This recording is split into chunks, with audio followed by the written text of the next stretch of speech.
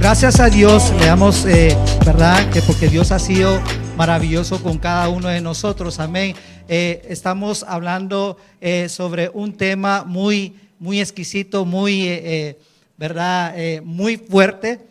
Una vez más, el pastor me pone a dar estas clases de enseñanza, amén. El mensaje de esta mañana, Dios lo usó de una manera especial a nuestro pastor Gerson, amén. Habló sobre un tema que verdaderamente confrontó a toda la iglesia, y yo le dije, sería bueno también que confrontaras a la iglesia hispana en esta tarde, y él me dijo, no, hazlo vos, métete en problema tú, ¿verdad? Pero mire, hermanos, estamos hablando sobre el tema, un tema muy riquísimo. Estamos hablando sobre la serie Polvo, cómo sigo a Jesús de cerca, tan cerca que yo soy empolvado por medio de él. Porque se dice que en tiempos antiguos los discípulos seguían tan de cerca a su maestro, hermanos, que literalmente el polvo del camino que levantaba Jesús al caminar caía sobre ellos. Y no solamente caía sobre ellos, pero esta expresión significa que estoy tan cerca de mi maestro que su forma de andar, su forma de hablar, su forma de pensar y su forma de amar me cubre por completo. Amén. Cuando tú estás tan cerca de una persona, sin darte tu cuenta, comienzas a hablar como esa persona, comienzas a pensar como esa persona, comienzas, incluso tus modales comienzan a parecerse a esa persona. Y esto pasa cuando tú verdaderamente estás teniendo una relación íntima con esa persona. Y por ejemplo, te puedes dar cuenta que si tú volteas a la persona que está a la par tuya, si es tu esposo, tu esposa, has lidiado, has tenido una relación tan íntima con esta persona que comienzas a hablar como tu esposo o como tu esposa. Yo estoy casado con una caribeña, Puerto Rico. ¿Cuántos puertorriqueños hay aquí? Solo hay varios, ¿verdad? Pero ella es la más escandalosa del grupo, ¿verdad? No se crea, pero estoy casado con una puertorriqueña, pero si tú te acercas a ella, te das a dar cuenta que ella no habla como una puertorriqueña, ella habla como una centroamericana. ¿Cuántos centroamericanos hay aquí en esta hermosa tarde? Ellos son más conservadores, ¿verdad? Pero si te das cuenta, ella no habla como una puertorriqueña porque la intimidad que tenemos, ¿verdad? Yo le he obligado que hable como una centroamericana, pero que no se vaya a la isla del Caribe, porque cuando regresa habla como toda una puertorriqueña, ¿verdad? ¿Y cómo habla? Que no se les entiende nada. Son mentiras, son bromas. Pero a lo que yo voy es, hermanos, esta serie habla del polvo, cómo sigo a Jesús de cerca y soy empolvado de él. Y en esta tarde vamos a estar hablando sobre un tema muy hermoso, muy intenso, muy, hermanos, un tema que te va a dejar a pensar. Si tú verdaderamente amas a Dios, este tema no te va a hacer enojar. Incluso vas a estar agradecido con el Señor, porque siempre Dios está, ¿verdad? Listo a hablarte a cada uno de nosotros. Entonces, este tema, hermanos, es muy intenso, muy profundo, que yo no quisiera que nadie, ¿verdad? Se distrayera por el teléfono, te cayó un texto, sino que me prestaras atención, por lo menos, dice el reloj, 31 minutos, para que tú veas, hermano, que hay cosas, hermanos, que el Señor quiere que nosotros, amén, hagamos como cristianos, como seguidores de Cristo, amén. ¿Cuántos quieren empolvarse de Dios en esta hermosa tarde? Amén. Entonces, hermanos, quiero leer un versículo bíblico, pero antes de leer este versículo bíblico, quiero darte un background, ¿verdad? Una pequeña historia para cuando este versículo lo leamos, tengas un mejor entendimiento de lo que está pasando en este versículo. Pero antes de empezar, hermanos, uno de mis deseos desde pequeño siempre fue venir aquí a los Estados Unidos, y el deseo se me cumplió, amén. me vine, ¿verdad?, por otras vías no legales, ¿verdad?, como muchos, pero estoy aquí en los Estados Unidos. Ya estando en los Estados Unidos, uno de mis deseos era visitar los estudios universales. ¿Cuántos han visitado los estudios universales? Amén. 4, 5. Y voy a orar para los que no han ido, que vayan, ¿verdad? Pero, hermano, una de las cosas que me llama la atención de estos estudios universales, gracias a Dios, mi esposa hace 3 años me llevó y cumplió el deseo de un niño, amén. Pero siempre quise ir a los estudios universales. Algo que me llamó mucho la atención de este lugar, hermanos, es que estudios universales, Hollywood, se esfuerza tremendamente de enseñarte algo tan verdadero, ¿verdad? Tan, gloria a Dios, alguien que lo recoja, algo tan verdadero, algo que se haga mirar tan real en las cámaras, en el cine.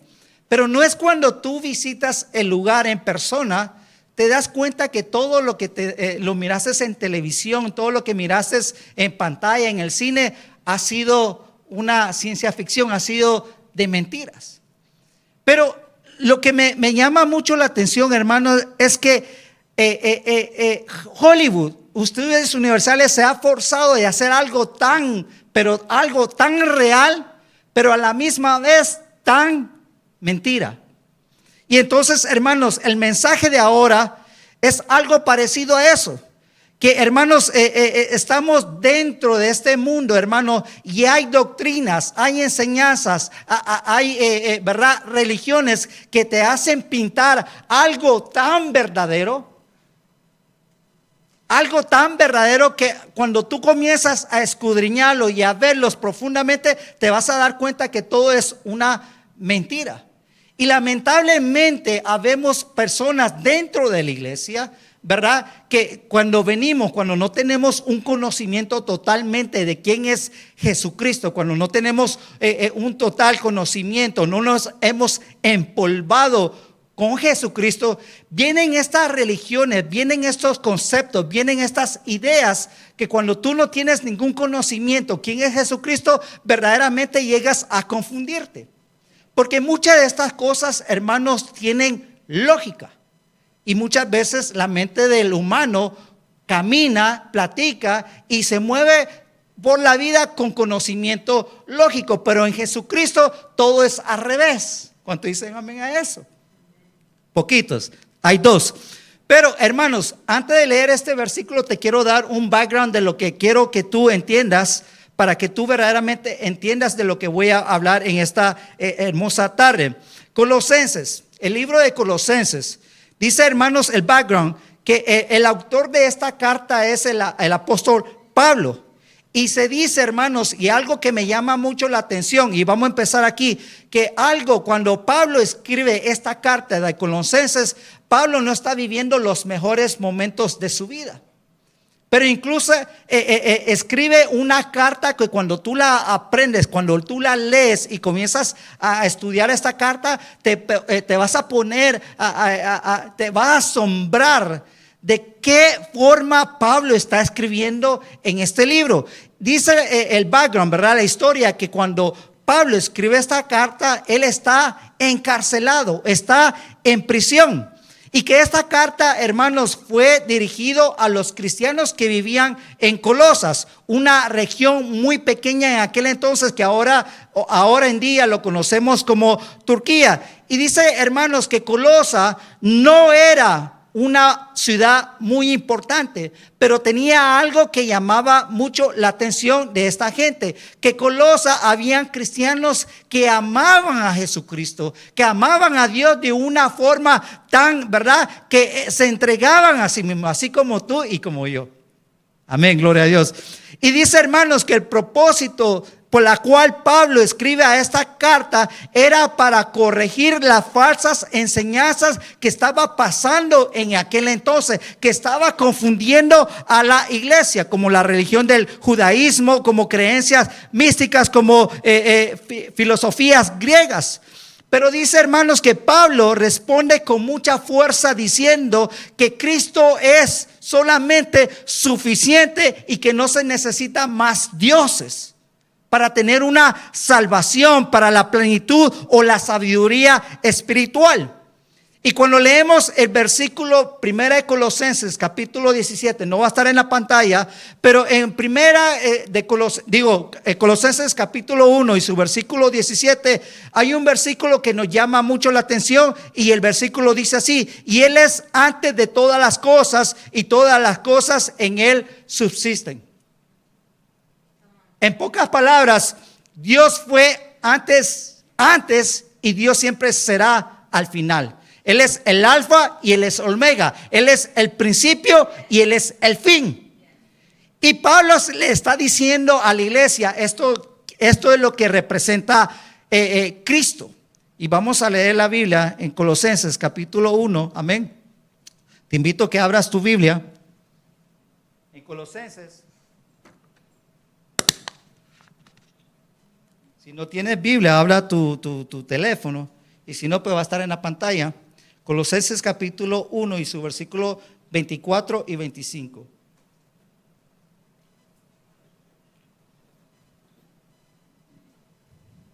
¿Cuánto lo tienen? ¿Está en la pantalla? ¿No está en la pantalla? Ok. Dice el versículo, mire cómo, quiero que le preste mucha atención a esto, como dice, este es Pablo hablando a la iglesia. Y dice, ahora me alegro en medio de mis sufrimientos por ustedes. Ya de por sí ahí a mí ya me desubicó, porque es algo tan profundo. Mira, dice que recuerda que yo te digo que Pablo está encerrado en una cárcel y dice, ahora yo, Pablo, que estoy encerrado en una cárcel, me alegro en medio de mis sufrimientos por ustedes. Y dice, y voy completando en mí mismo lo que falta de las aflicciones de Cristo en favor de su cuerpo, que es la iglesia. 25. De esta llegué a ser servidor según el plan que Dios me encomendó para ustedes, el dar cumplimiento a la palabra de Dios.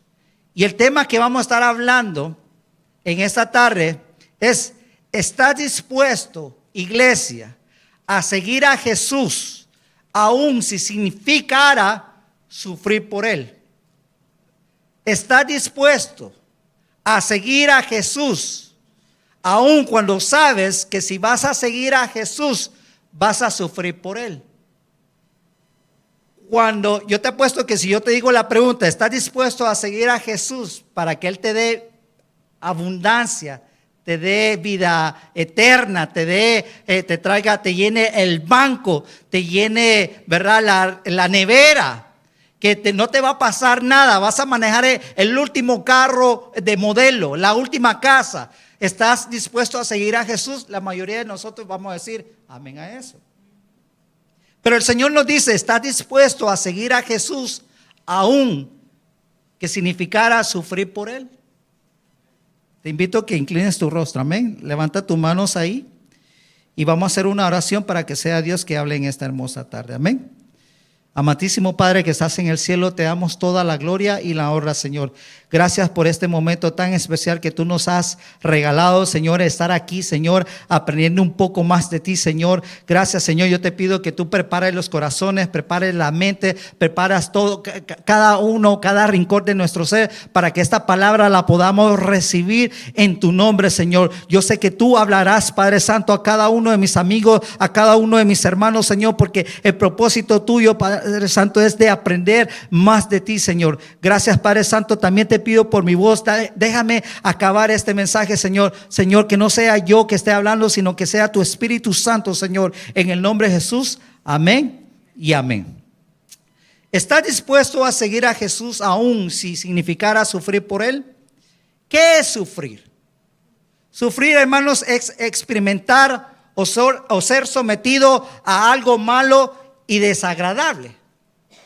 Y yo hago la pregunta, ¿cuánto de nosotros aquí nos gusta sufrir? Como dice el hermano, no creo, ¿verdad? A nadie le gusta sufrir. Yo creo que no hay una persona aquí en la tierra que, ¿verdad?, que le guste sufrir. Porque, hermanos, dice, hay tipos de sufrimiento. Hay varios tipos de sufrimiento, ya sea un sufrimiento físico, ya sea un sufrimiento emocional o ya sea un sufrimiento espiritual. Y la Biblia no enseña que Dios no promete una vida sin dolor. La Biblia nunca te va a enseñar, o Dios no nos enseña que nosotros no vamos a sufrir en esta tierra, incluso que vamos a sufrir. Pero sí promete propósito en medio de tu sufrimiento. En 1 de Pedro capítulo 5 y su versículo 10 dice: y después que haya sufrido un poco de tiempo, el Dios de toda gracia la perfeccionará, la afirmará y fortalecerá y establecerá. ¿A quién le gusta experimentar un sufrimiento? A nadie.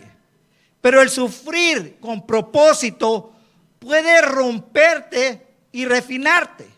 Por eso que es importante, y te lo dejé saber antes que yo empezara, que tú tienes que examinar este mensaje, el lado espiritual. Es un mensaje muy profundo, es un mensaje tan intenso que es importante que la iglesia lo aprenda. Entonces, pero el sufrir con propósito puede romperte, puede refinarte. Todo depende de cómo lo enfrentas, cómo enfrentas el sufrimiento. Cuando lo llevas con fe y esperanza, el dolor se convierte en semilla de transformación. Porque muchas veces la mayoría de nosotros no es cuando estamos sufriendo por algo que no buscamos la presencia de Dios. No es cuando las cosas están saliendo, ¿verdad?, fuera de control. Es cuando nosotros como seres humanos buscamos a Dios. Yo creo que habemos algunos de nosotros que estamos sentados aquí en esta hermosa silla, en esta hermosa iglesia, que estamos aquí porque llegó un sufrimiento a nuestra vida. Y ese sufrimiento hizo que tú te levantaras y buscaras a Dios. Porque sentiste que, ¿verdad?, buscar a Dios era la única esperanza que te quedaba. Muchos de nosotros hemos llegado a los pies de Jesucristo por un sufrimiento, ya sea por una enfermedad, algo físico, algo espiritual o algo emocional. Habemos personas que buscamos a Dios, o hay matrimonios que buscan a Dios porque el matrimonio se está rompiendo, está pasando por un sufrimiento y saben que es por medio de Dios que pueden conseguir la restauración. No es por medio de un sufrimiento. A ver, hermanos, que nosotros, ¿verdad?, llegamos a los pies del Señor. Yo lo cuento como testimonio. Yo llegué por medio de un sufrimiento, porque el Señor va a operar de manera diferente con gente diferente. Me recuerdo que mi esposa me decía: busquemos del Señor, y le decía: el Señor no existe. Dios no existe. Existe solamente en las iglesias. Y te apuesto que la mayoría que va a la iglesia, después que salga de la iglesia, vuelven a ser las personas que eran antes de entrar. Ouch.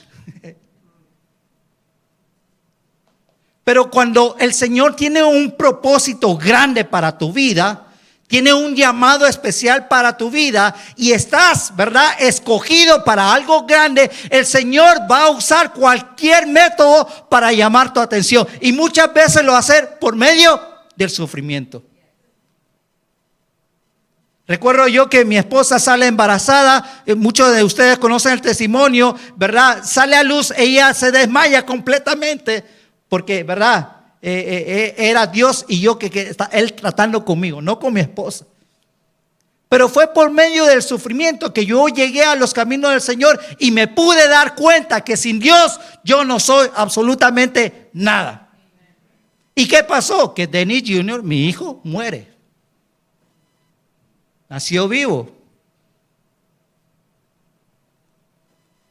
Y es ahí, hermanos, que el sufrimiento llega a mi vida. Algo que yo decía, no. Pero el Señor estaba llamando, usando el sufrimiento para llevarme con mi verdadero propósito. Porque sufrir es sentir dolor y pérdida, pero también es tener la oportunidad de crecer, de confiar y amar más profundamente. Porque es en medio del sufrimiento que buscamos más del Señor. Estamos dispuestos a seguir a Jesús aun si sufrimos por Él. Seguir a Jesús no siempre es caminar entre flores, hermanos. A veces es caminar, ¿verdad?, con la cruz bajo el hombro. Porque, hermanos, no se trata solamente de creer en su nombre, sino de permanecer fiel cuando cuesta, cuando duele, cuando todos los demás se rinden. Porque cuántos de nosotros, hermanos, estamos peleando esta buena batalla y miramos que las personas que están alrededor de nosotros se están rindiendo. Ya no quieren seguir caminando con nosotros. Que al principio íbamos los dos a la iglesia, gloria a Dios, pero poco a poco uno se está quedando y el otro está siguiendo. ¿Cómo respondes a ese sufrimiento? ¿Cuál va a ser la actitud tuya en medio del sufrimiento? Muchos queremos los milagros de Jesús, porque ¿cuánto queremos los milagros de Jesús? Y si no dijo amén, es un mentiroso, porque todos queremos los milagros de Jesús. Pero pocos estamos dispuestos a cargar la cruz. El verdadero discípulo no solo ama a Cristo en los días buenos, sino que también en medio de la tormenta, en medio del rechazo, en medio del dolor, sabe amar porque sabe que el sufrimiento por Cristo no es una pérdida, sino es una inversión a la eternidad. Hermano, entonces el Señor me mandó a sufrir. Es la pregunta del millón. Cuando tú lo miras, que el sufrimiento en Jesús, con Cristo, lo miras que no es un sufrimiento solo por así, sino es una inversión para tu vida.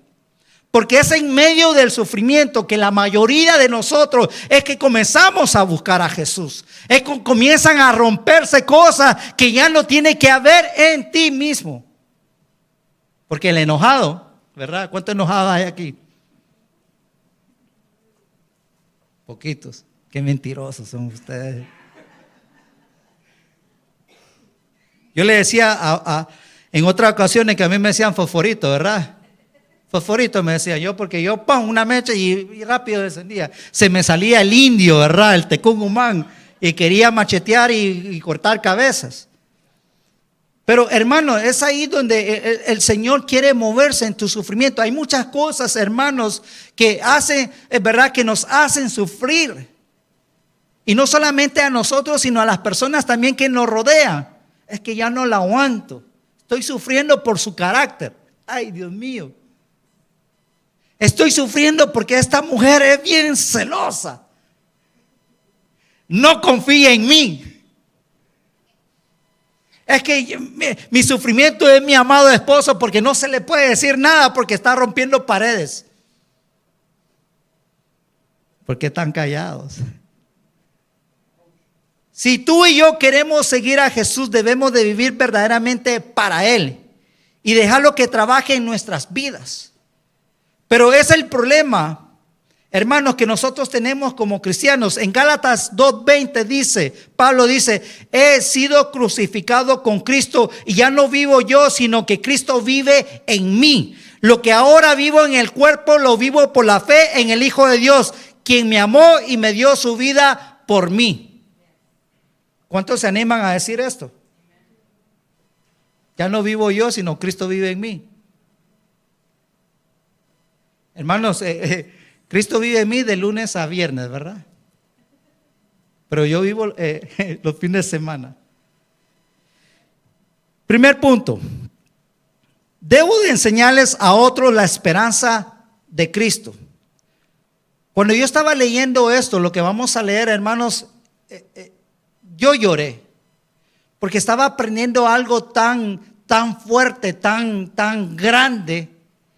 Porque habemos muchas personas aquí que son cristianos que 25 años, 10 años, ¿verdad? Habemos algo que hay algunos que han nacido, ¿verdad?, en hogares cristianos.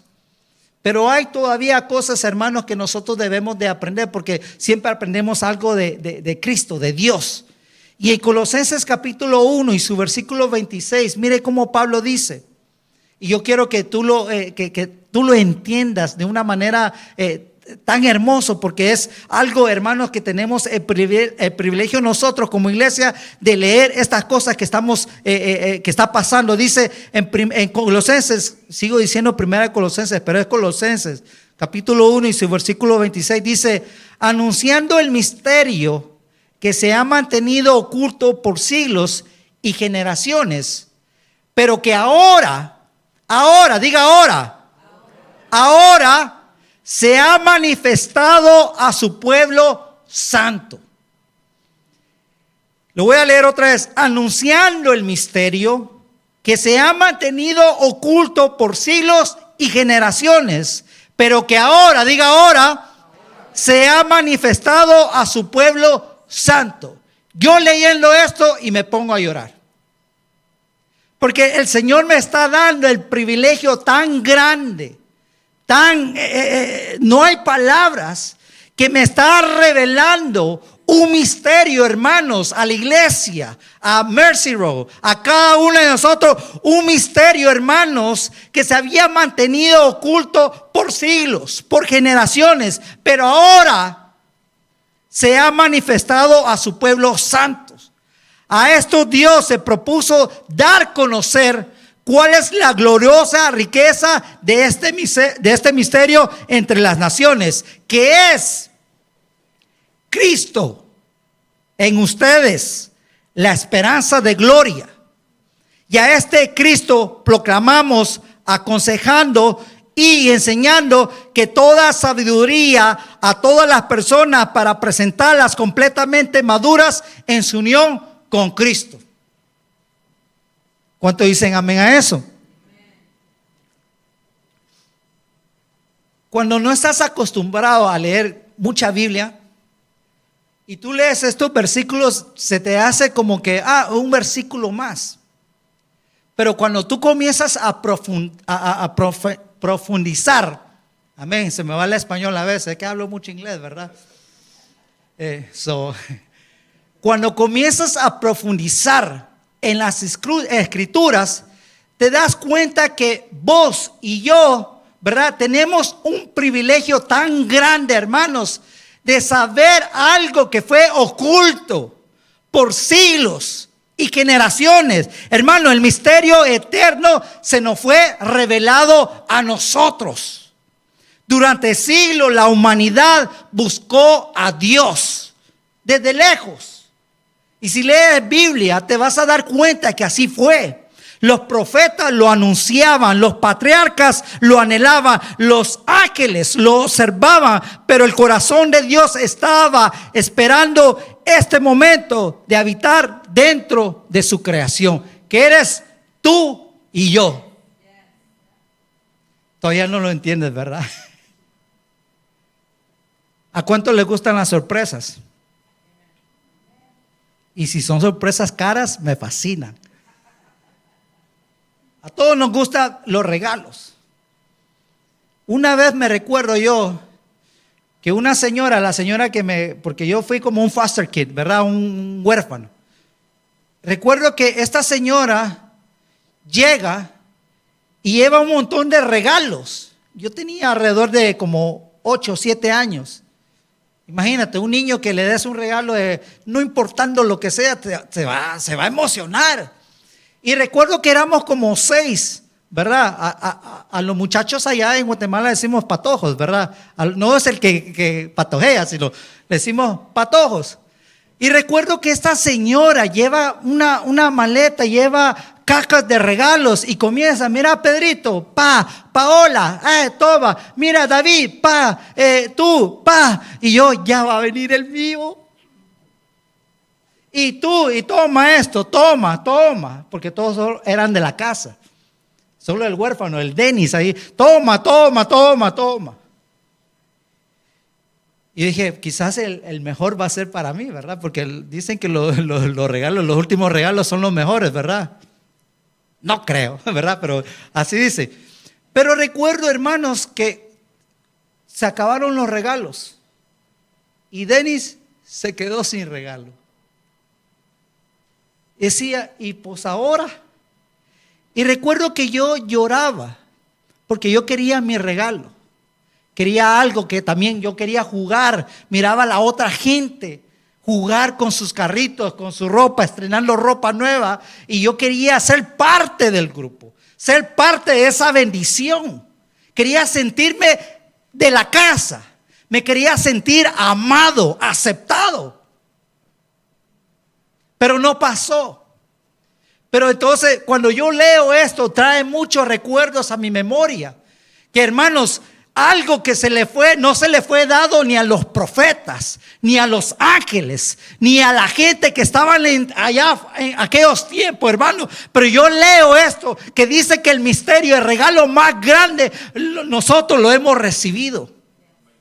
Y te lo fue dado a ti y a mí. Y yo rompo el llanto y digo, Señor, tan grande que eres tú. Que este es el misterio, el Dios que el universo no pudo contener, ahora vive dentro de nosotros. Entonces la pregunta es, ¿cómo debes de vivir entonces tu vida como cristiano? ¿Por qué somos tan malagradecidos? Wow, llegó el pianista. ¿Por qué entonces vivimos como vivimos? ¿Por qué no estamos agradecidos en medio del sufrimiento? Cristo en ti. Pablo escribe desde una prisión encadenado y dice, Cristo en mí, la esperanza de gloria. Podemos ver aquí que el sufrimiento no apagó su fe. El Señor me dice a mí y te dice a ti en medio del sufrimiento. Yo no sé qué sufrimiento estás pasando, pero el Señor te dice, no apagues tu fe. No apagues lo que tú has creído. Que no importa lo que esté pasando en tu vida, ya Dios ya lo tomó y tiene todo bajo control. Que no importa la enfermedad, no importa si te estás separando, te estás divorciando o perdiste tu trabajo, Dios tiene todo bajo control. Él tiene control en medio de tu sufrimiento.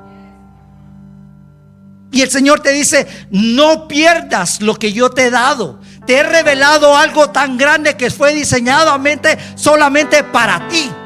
Me fui diseñado y fui revelado. Cristo vive en tu corazón. Pablo habla de presentarnos perfectos en Él. La palabra perfecto viene del griego que significa completo, maduro, plenamente desarrollado. Pero Dios no busca perfección. Busca corazones que estén dispuestos, que estén agradecidos, que en medio del sufrimiento tú no dejes, ¿verdad?, de flaquear, porque el sufrimiento duele. Juan capítulo 14 dice, Jesús respondió, yo soy el camino, la verdad y la vida. Nadie viene al Padre si no es por mí. Hermano, esto es una de las declaraciones más poderosas de Jesús. No está diciendo que Él muestra el camino, sino dice que Él es el camino. Él dice que Él es la verdad y la vida. Punto número 2, ya voy a terminar. Deberíamos de pedir unos 15 minutos más, ¿verdad? De misericordia. Porque este es algo muy profundo. Punto número 2 dice, debo de luchar por otros. Y aquí donde muchos de nosotros perdemos. Debo de luchar por otros. Yo debo de luchar por él, pero ni lo conozco. Yo debo de luchar a aquel que me dejó de hablar por algo tan tonto. Yo debo de luchar por aquel que no quiere saber nada de mí o no hay química entre él y no, yo ni lo conozco.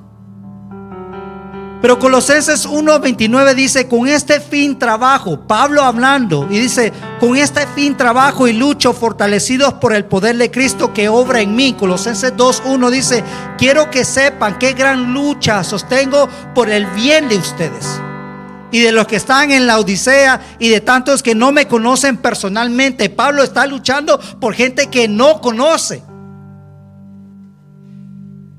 El amor es tan grande en nuestras vidas, hermanos, que nos hace hacer cosas que la mente natural no lo harías. Pero cuando Cristo mora en tu corazón, mora en tu mente, comienzas a padecer el sufrimiento de otros. Porque sabes que en medio del sufrimiento, hermano, vas a encontrar a Jesús. Hay mucha gente que no conoce del Señor, pero sabemos nosotros que en medio de ese sufrimiento tenemos que predicarle el Evangelio. Tenemos que presentarles a Cristo. Tenemos que presentarles a un Cristo redentor. Quiero que sepa qué gran lucha sostengo por el bien de ustedes y de los que están en la Odisea, de tanto que no me conocen personalmente. Quiero que lo sepan para que cobren ánimo. Imagínense de la cárcel. Yo he estado encarcelado y lo menos que quiero es darle ánimo a otros. Yo quiero que me den ánimo a mí. Pero Pablo lo mira de otra forma, porque Pablo sabía quién era Cristo. Y esto me asombra bastante, porque Pablo conocía tanto a Cristo, hermanos, que a él no le importaba sufrir. Es que era masoquista. No era masoquista. Era porque sabía quién era Cristo, que el momento del sufrimiento era algo temporal.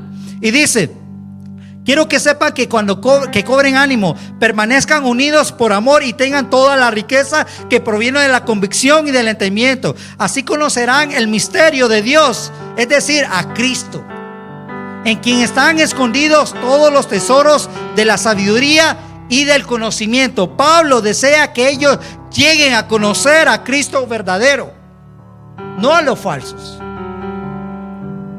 Nosotros como cristianos, como iglesia, nos manda al Señor no a pelear, no a discutir, no a entrar en debate quién predica mejor, quién predica peor, quién se viste más, quién se viste mejor. No, el Señor nos manda, hermanos, a evangelizar, a compartir a Cristo. ¿Cuántos de nosotros, verdad? Y decía el pastor en esta mañana: ¿cuándo fue la última vez que tú le predicaste a alguien de Cristo? Yo me estoy pasando los minutos, pero como es el último servicio.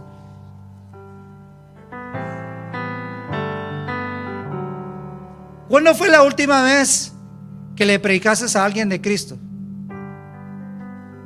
Que le dijiste: Dios te bendiga, Cristo viene pronto, Dios te bendiga. O cuando, como decía el pastor, ¿verdad? En esta mañana, ¿cuándo fue la última vez que tú abriste tu sala para invitar a alguien a tu casa y compartir y hablar de Cristo? ¿Cuándo? ¿O cuándo invitaste a alguien a un tacita de café para hablar de Cristo? ¿Cuándo fue la última vez? Ay, es que hermano, yo estoy sufriendo mucho, estoy en sufrimiento. Bueno, en tu sufrimiento, tener la oportunidad de hablarle a Dios, a esa persona. En esta noche, en esta tarde, mejor dicho, te invito a que te pongas de pie, amén. Invito al ministerio de alabanza también que pase. Me quedé corto. Mire, yo por eso ya no me gusta escribir, porque nunca termino todas las notas. Tenía un libro entero aquí, ve. Tiene que tener continuación esto. El sufrimiento más puro es aquel que te hace orar por otros, incluso cuando tú también estabas herido. Algunos de ustedes saben que mi matrimonio estuvo un punto muy delicado. Mi matrimonio, un punto bien delicado, donde la boricua agarró por un lado, ¿verdad? Y el chapín agarró por otro lado. Sufrimiento horrible. Lo bueno es que Dios siempre tuvo control de nuestro matrimonio, ¿verdad? Pero fue un sufrimiento bien horrible. Pero algo que a mí me sorprendía, hermanos, que la gente que venía, ¿verdad?, a hablar conmigo, estaban pasando por lo mismo. Entonces yo me rascaba la cabeza y le decía: ¿cómo yo le digo a esta persona, verdad, que no pierda, verdad, que no pierda la fe, que no pierda la esperanza, que su matrimonio va a ser restaurado cuando el mío? ¿Cómo tú le hablas a una persona, verdad, que está padeciendo quizás por una enfermedad, que tenés al doctor de doctores, que va a haber sanidad a su cuerpo, cuando esta persona se está muriendo? ¡Qué ironía! Pero el sufrimiento más puro es aquel que te hace orar por otros, incluso cuando tú también estás herido. ¿Sabes por qué? Porque es ahí en medio de ese sufrimiento que esa persona y tú van a ser sanados. Es ahí en ese sufrimiento de esa persona y tú que Dios se va a mover. Es ahí en ese sufrimiento de esa persona y el tuyo que Dios se va a mover de una manera tan especial, que tú vas a ver la mano del Señor.